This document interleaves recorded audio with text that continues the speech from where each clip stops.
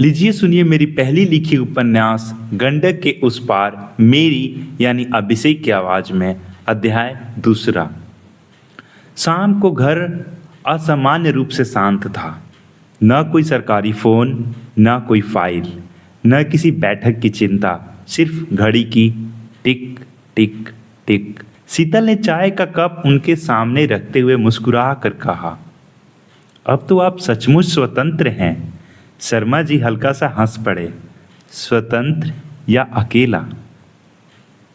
दोनों कुछ देर तक मौन बैठे रहे। दीवार पर टंगी परिवार की तस्वीर पर उनकी नजर पड़ी। बेटा आरव अब अमेरिका के एक प्रतिष्ठित बैंक में कार्यरत है।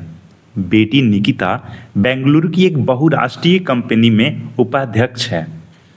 दोनों अपने जीवन में सफल थे, यही तो उनका सपना था। फिर भी आज घर बहुत ज्यादा ही बड़ा लग रहा था। शीतल ने धीरे से पूछा, कहीं घूमने चलें? शर्मा जी ने खिड़की के बाहर देखा। उनकी आंखों में जैसे कोई बहुत पुराना दृश्य उतर आया। उन्होंने धीमे स्वर में कहा, चलो वाल्मीकि नगर चलते हैं। शीतल ने आश्चर्य से पूछा, वाल्मीकि नगर? हाँ, वही गांव जहां मैंने पहली बार बारिश की खुशबू महसूस की थी, जहां गंडक की धारा ने मुझे तैरना सिखाया, जहां जंगलों में लकड़ियां बिनने मैं जाया करता था, लकड़ियां बिनते मैं सपने देखा करता था, जहां मेरी दादी हर रात बाघों की कहानियां सुनाया करती थी।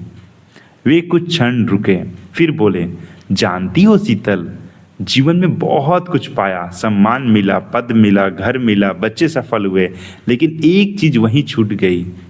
शीतल ने पूछा, क्या?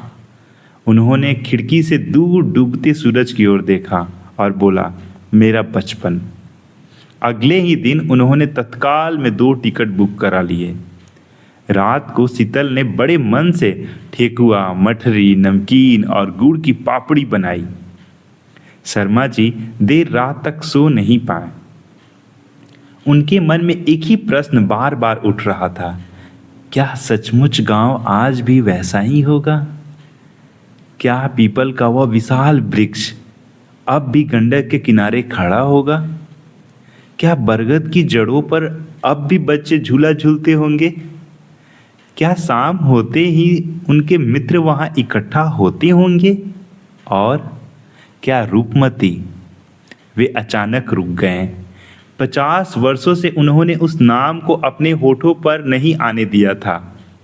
वे स्वयं भी नहीं समझ पाए कि इतने वर्षों बाद आज वह नाम उनके भीतर क्यों जाग उठा। बाहर कहीं दूर बादल गरजे, हल्की वर्षा हुई। शर्मा जी खिड़की के पास जाकर खड़े हो गए। बारिश की पहली बूंद हथेली पर गिरी तो उन्हें लगा समय ने शायद उन्हें एक बार फिर उसी रास्ते पर लौटा दिया है जहां से उनकी पूरी कहानी शुरू हुई थी। धन्यवाद।